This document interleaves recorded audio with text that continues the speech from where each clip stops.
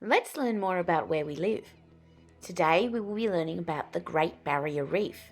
The Great Barrier Reef is located in Australia.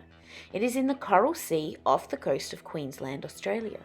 It runs along the Queensland coast from near the southern town of Bundaberg to up past Cape York.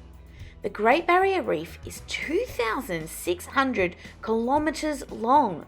This makes it the world's largest reef.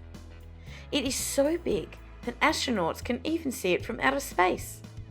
The Great Barrier Reef is bigger than Tasmania and Victoria put together. It is also bigger than Holland and Switzerland put together. What is a reef?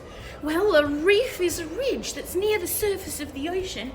It's rocky, it's made out of rocks and the skeletons of small animals called corals. You can see how close it is to the surface of the ocean, all the way up here. I'm a little scared of heights, so I think I might come down now. This means that the Great Barrier Reef is the largest living structure in the world. It's called a living structure because it's made up of living things, such as plants and animals, which include corals and sponges. The Great Barrier Reef has 2,900 reefs and over 900 islands. It has over 360 species of hard coral alone.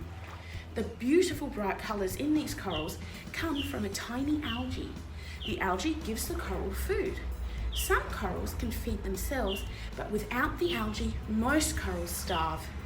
When corals get stressed, they push out this algae, leaving a transparent skeleton behind. This is known as coral bleaching. Hot weather leading to warm water due to climate change and pollution causes this coral bleaching. When the coral bleaching occurs, this means that the animals that live in the reef will no longer have a home or food to eat. And this is why it is so important we look after our world and oceans and try to reverse the effects of climate change that we have enacted upon it. The Great Barrier Reef is home to many animals such as fish, sea turtles, giant clams, sea horses, sea snakes, stingrays, dugongs, and sharks. I don't want to be a shark food today. Ooh. Scientists have deduced that reefs take centuries to build up over time. This particular reef has taken 8,000 years to get this big. That's roughly from the last ice age. Ooh, that's cold. The Aboriginal and Torres Strait Islander people are the original and traditional custodians of this reef. They use this reef for food and for travel. The reef has been used by them for thousands of years. They would use it for the sea and the reef to give them food such as fish, turtles, and giant clams. Today, food from the reef is still important to Aboriginal and Torres Strait Islander people.